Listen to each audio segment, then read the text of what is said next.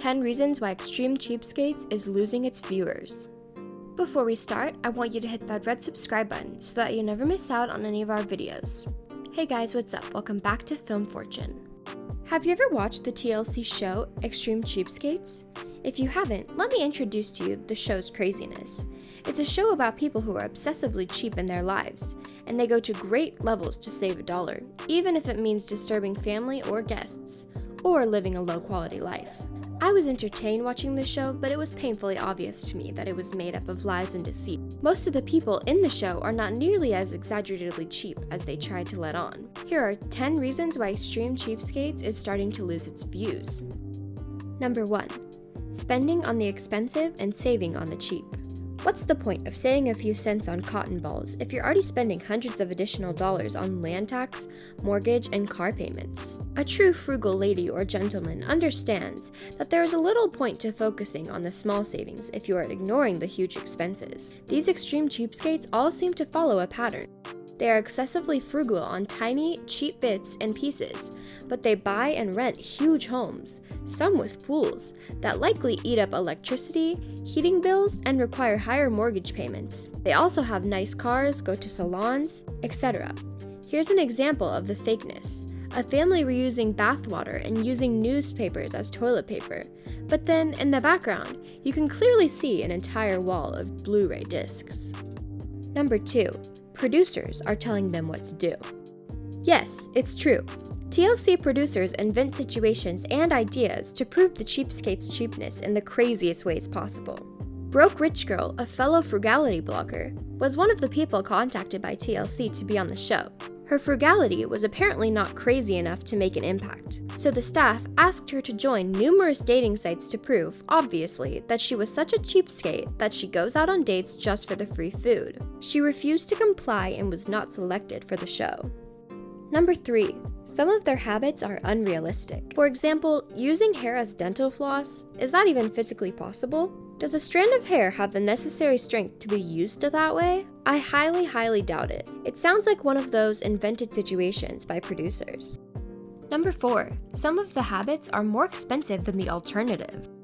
In one episode, a person drives all over the city to pick up ketchup packets from restaurants so he doesn't have to buy a new ketchup bottle. You know what's more expensive than a ketchup bottle? The amount of money used to drive around for hours picking up ketchup packets. He burned more gas and added wear and tear to the car than what he saved on a ketchup. Number 5. Extreme Cheapskates doesn't look for coupon clippers.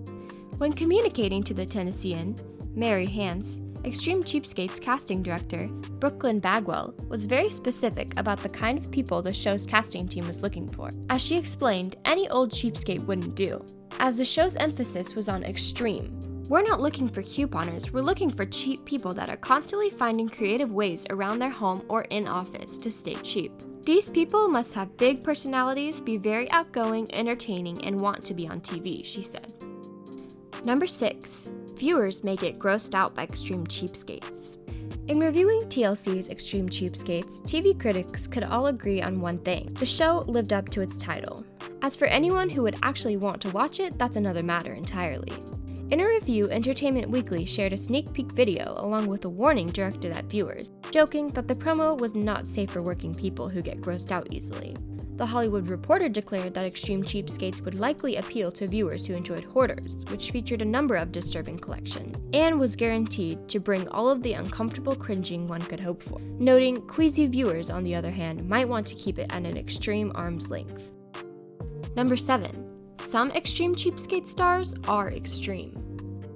Victoria Hunt was one of the first people profiled on Extreme Cheapskates, and faithful viewers of the show may remember the self-made millionaire for her own words, peeing in a jar. In an interview with Columbus Alive, Hunt explained the method behind the particular bit of madness. "I love the art and science of making compost, and putting urine in there makes things work a lot better," she explained. "But I don't have to flush as much. I did the math.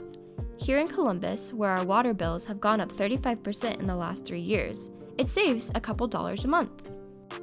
Number 8. Not everything on Extreme Cheapskates is reality.